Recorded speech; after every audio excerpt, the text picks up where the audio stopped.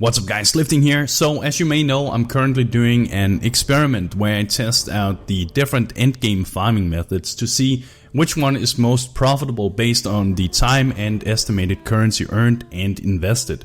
In this video I will share my estimated profit for having done 50 overlap runs, and next week sometime I will share my findings after having completed 50 Atziri runs.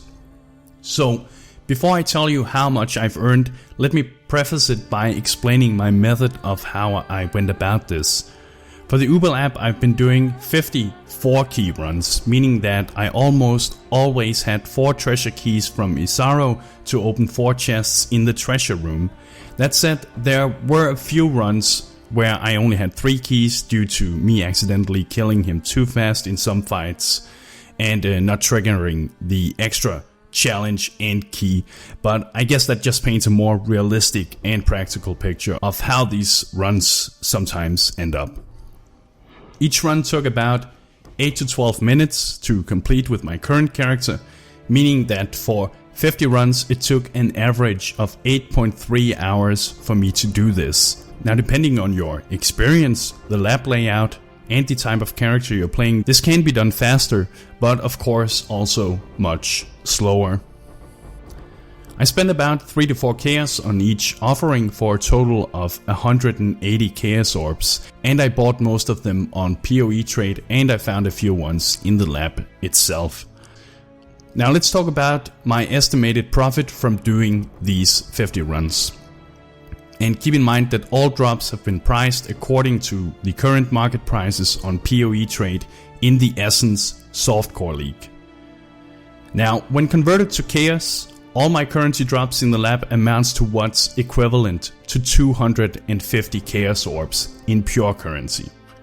From enchanting item level 84 Hubris Circlets, I have estimated my profit to be 168 Chaos Orbs, and this includes the 8 Chaos Orbs I spent on buying the circlets themselves.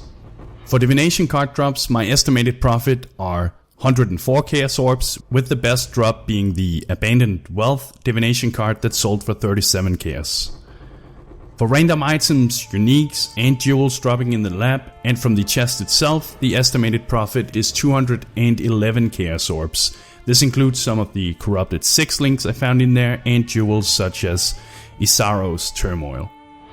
When it comes to Atziri Fragments, the estimated profit is 120 Chaos Orbs, with the most profitable ones of course being the Midnights by themselves, but because you get so many of the other fragments, it adds up as well.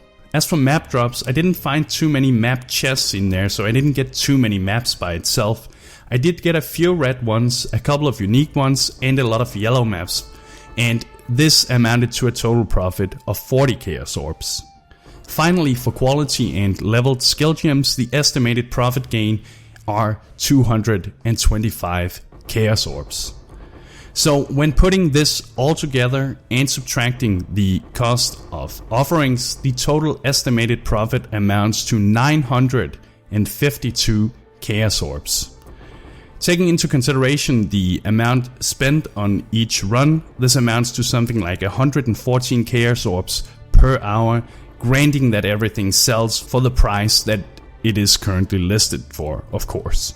Most of it already has sold, but there are still items left that remains that may need to be reduced in price in order for them to be competitive and eventually sell, but it shouldn't make too much of a difference. We're maybe talking about a total of 50 Chaos Orbs or so. So overall, compared to the amount of currency I have invested into buying the offerings, Uberlab has been very profitable. But before we end, keep in mind that 50 Uberlab runs isn't a very large data sample, but hopefully this at least works as an indication as to what you can expect. I've done many more than 50 Uberlab runs this league, but these were the only ones I methodically tracked. My findings with previous lab runs, however, seem to correlate with what I already was expecting based on the previous runs. So overall, this paints a fairly realistic image of what you can expect, in my opinion at least. Next week, I'll be releasing a similar video for my 50 Atziri runs and share with you my results of those so far. Eventually, I'll make a video comparing all the farming methods and go into a deeper analysis of how I went about this. there will eventually be an Uberlab farming guide as well.